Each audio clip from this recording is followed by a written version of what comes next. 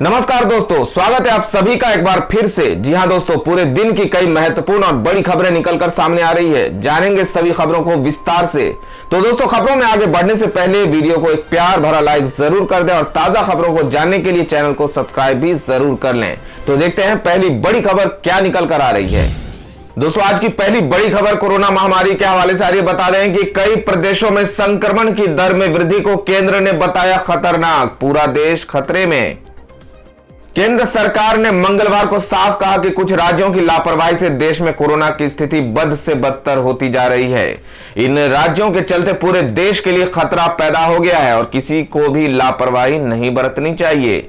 बढ़ते मामलों से यह स्पष्ट है कि कोरोना वायरस अभी पूरी तरह से सक्रिय है। केंद्रीय स्वास्थ्य सचिव राजेश भूषण ने कहा कि महाराष्ट्र, पंजाब, छत्तीसगढ़ और मध्य प्रदेश जैसे राज्यों में कोरोना जांच में बड़ी संख्या में संक्रमित व्यक्तियों के मिलने से साफ है कि ये राज्य या तो पर्याप्त संख्या में टेस्ट नहीं कर रहे हैं या फिर कॉन्टैक्ट ट्रेसिंग कर संक्रमण की आशंका वाले लोगों को क्वारंटाइन करने में ढिलाई बरत रहे हैं। तो अगली बड़ी खबर बंगाल इलेक्शन के हवाले से आ रही है। आपको बता दें कि नंदीग्राम में प्रचार के आखिरी दिन जुबानी जंग तेज। ममता बोली बीजेपी को राजनीतिक रूप से यहीं दफन करना है। बता दें कि पश्चिम बंगाल विधानसभा चुनाव के दूसरे चरण के लिए आज चुनाव प्रचार का आखिरी दिन है। दूसरे चरण के तहत बंगाल की सबसे हॉट सीट नंदीग्राम के लिए भी वोटिंग होगी। ऐसे में ममता बनर्जी ने प्रचार के आखिरी दिन पूरी ताकत झोंक दी है। ममता बनर्जी ने चुनाव प्रचार के आखिरी दिन नंदीग्राम के सोनाचूरा में प्रचार किया। इस दौरान ममता बनर्जी ने बीजेपी पर जमकर हमला बोला। उन्होंने कहा कि बीजेपी को बंगाल के अंदर राजनीतिक रूप से दफन करना है और नंदीग्राम से बाहर करना है। बता दें कि ममता बनर्जी ने आगे कहा कि मैंने अगर नंदीग्राम में आने का फैसला किया है तो मैं नंदीग्राम को कभी नहीं छोड़ूंगी। नंदीग्राम मेरा घर है। मैं चाहती तो कहीं और से भी चुनाव लड़ सकती थी, लेकिन इस जगह की माताओं और बहनों को सम्मान देने के लिए मैंने नंदीग्राम को चुना। ममता बनर्जी ने आगे कहा कि नंदीग्राम आंदोलन को मैं सलाम करती और यही वजह है कि मैंने सिंगूर को छोड़कर इस सीट को चुना। रोड शो के दौरान ममता बनर्जी ने कहा कि कल नंदीग्राम में मतदान होगा। वोटिंग के दौरान बहुत शांति से अपना वोट डालें। वोट डालने से पहले ध्यान रखें कि कूल कूल तृणमूल, ठंडा ठंडा कूल कूल, वोट पड़े जोड़ा फूल। आपको बता दें कि नंदीग्राम में आज चुनाव प्रचार का आखिरी दिन है। बुधवार को नंदीग्राम समेत 30 विधानसभा चुनाव सीटों के लिए दूसरी चरण की वोटिंग होगी। नंदीग्राम सीट पर एक तरफ ममता बनर्जी चुनाव प्रचार कर रही हैं, तो वहीं दूसरी तरफ शुवेंदु अधिकारी की तरफ से गृह मंत्री अमित शाह चुनावी मैदान में है। अमित शाह का भी नंदीग्राम में रोड शो होना है। अमित शाह के अलावा नंदीग्राम में पेट्रोलियम मंत्री धर्मेंद्र प्रधान भी कई दिनों से रुके हुए हैं। तो अगली बड़ी खबर निकल के आ रही है। एजाज खान को मुंबई एयरपोर्ट पर लिया गया हिरासत में, ड्रग्स केस में हुई कार्यवाही। बता दें कि बॉलीवुड एक्टर एजाज खान को मुंबई एयरपोर्ट पर हिरासत में ले लिया गया है। नारकोटिक्स कंट्रोल ब्यूरो की एक टीम ने एजाज को उस वक्त मुंबई एयरपोर्ट पर पकड़ा जब वो राजस्थान से मुंबई लौट रहे थे। जानकारी के मुताबिक ड्रग्स केस में एनसीबी ने कार्रवाई करते हुए एजाज को हिरासत में लिया। इतना ही नहीं, मुंबई में एजाज के 2 अलग अलग ठिकानों पर छापेमारी भी चल रही है।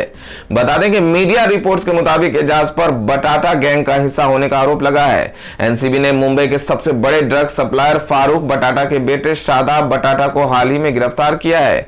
एनसीबी को शादाब के पास से करीब 2 करोड़ रुपए का ड्रग्स भी बरामद किया गया।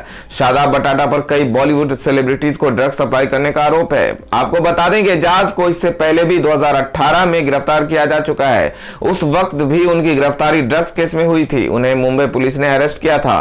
उस समय एजाज के पास करीब 1 लाख रुपए की ड्रग्स बरामद हुई थी।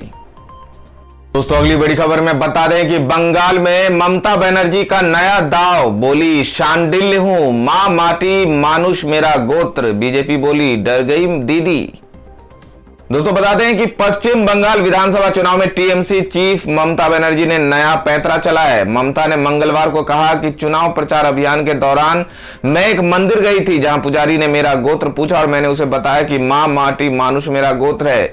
इससे मुझे त्रिपुरा के त्रिपुरेश्वरी मंदिर के दौरे की याद आ गई जहां पुजारी ने मेरा गोत्र पूछा था और मैंने जवाब में कहा था कि मां माटी मानुष, लेकिन वास्तव में मैं शांडिल्य हूं। ममता के इस बयान पर बीजेपी ने पलटवार किया है। केंद्रीय मंत्री गिरिराज सिंह ने कहा कि चुनाव हारने के डर से ममता दीदी अपना गोत्र बता रही हैं। दीदी मुझे बताइए, अगर रोहिंग्या और घुसपैठियों का गोत्र शांडिल निकला तो? बीजेपी नेता ने कहा कि बंगाल की मुख्यमंत्री डर गई हैं, इसीलिए शुवेंदु अधिकारी और अन्य बीजेपी कार्यकर्ताओं पर गोत्र के बहाने हमले करवाती रहती हैं। इससे पहले ममता बनर्जी ने मंगलवार को कहा कि उन्होंने वास्तव में प्रलय पाल को फोन किया था क्योंकि उन्हें जानकारी मिली थी कि वो उनसे बात करना चाहते हैं। बताया जाता है कि इस ऑडियो क्लिप में कथित रूप से मुख्यमंत्री ममता बनर्जी नंदीग्राम से एक भाजपा नेता को उन्हें इस सीट से जीतने में मदद करने के लिए मनाती सुनी गई थी। विधानसभा चुनाव के दूसरे चरण के लिए प्रचार समाप्त होने से कुछ समय पहले नंदीग्राम के टेंगुआ में एक चुनावी सभा को संबोधित करते हुए बनर्जी ने कहा कि एक उम्मीदवार के रूप में उन्हें एक मतदाता से संपर्क करने का पूरा अधिकार है। तृणमूल कांग्रेस प्रमुख बनर्जी ने कहा कि हाँ, मैंने नंदीग्राम में इस भाजपा नेता को फोन किया था। मुझे ये जानकारी मिली थी कि कोई मुझसे बात करना चाहता है, इसलिए मैंने उसका नंबर मिलने के बाद उनसे बात की थी। मैंने उनसे कहा कि वो अपना ध्यान रखे, अपने स्वास्थ्य का ध्यान रखे। मेरा क्या अपराध है? बनर्जी ने कहा कि निर्वाचन क्षेत्र के उम्मीदवार के रूप में किसी भी मतदाता की मदद मांग सकती हूँ, मैं किसी को भी फोन कर सकती हूँ, इसमें कोई बुराई नहीं है, ये कोई अपराध नहीं है। दोस्तों, खबरों में आगे बढ़ने से पहले जान लेते हैं आज के माइंड क्विज के सवाल को। आज का सवाल आपको बताना है कि अरुणाचल प्रदेश की राजधानी कहां है। सही उत्तर देकर आप जीत सकते हैं एक शानदार उपहार। तो बढ़ते हैं अगली बड़ी खबर की ओर। अगली बड़ी खबर महाराष्ट्र से आ रही है, जिसमें बता दें कि परमवीर सिंह के आरोपों की जांच के लिए उद्धव सरकार ने गठित की कमेटी। गृह मंत्री अनिल देशमुख हैं घेरे में। बता दें कि महाराष्ट्र की उद्धव सरकार ने मुंबई पुलिस के पूर्व कमिश्नर परमवीर सिंह के आरोपों की जांच के लिए हाई कोर्ट के रिटायर्ड जज कैलाश चांदीवाल के नेतृत्व में कमेटी गठित की है। कमेटी को 6 महीने में रिपोर्ट देनी है। परमवीर सिंह ने 20 मार्च को राज्यपाल भगत सिंह कोश्यारी और मुख्यमंत्री उद्धव ठाकरे को चिट्ठी लिखी थी। इस चिट्ठी में उन्होंने कहा था कि महाराष्ट्र के गृह मंत्री अनिल देशमुख ने पुलिस अधिकारी सचिन वाजे को बार और रेस्तरां से 100 करोड़ रुपए एकत्र करने को कहा था। बता दें कि 17 मार्च को महाराष्ट्र सरकार ने परमवीर सिंह को मुंबई पुलिस के कमिश्नर पद से हटा दिया था। इसके बाद उन्होंने एनसीपी नेता देशमुख पर आरोप लगाए थे। इसी को आधार बनाकर महाराष्ट्र सरकार में शामिल एनसीपी परमवीर सिंह के आरोपों को झूठ बता रही है। एंटीलिया केस में मुंबई पुलिस के अधिकारी सचिन वाजे की गिरफ्तारी के बाद से परमवीर सिंह पर सवाल उठाए जा रहे थे और उन्हें पद से हटाए जाने की मांग उठ रही थी। सचिन वाजे को एंटीलिया केस में 13 मार्च को एनआईए ने गिरफ्तार किया था। उद्योगपति मुकेश अंबानी के आवास एंटीलिया के पास 25 फरवरी को एक संदिग्ध कार मिली थी। इसमें जिलेटिन की 20 छड़ें बरामद हुई थी। इस मामले की जांच शुरुआत में मुंबई पुलिस कर रही थी, बाद में जांच एनआईए को सौंप दी गई।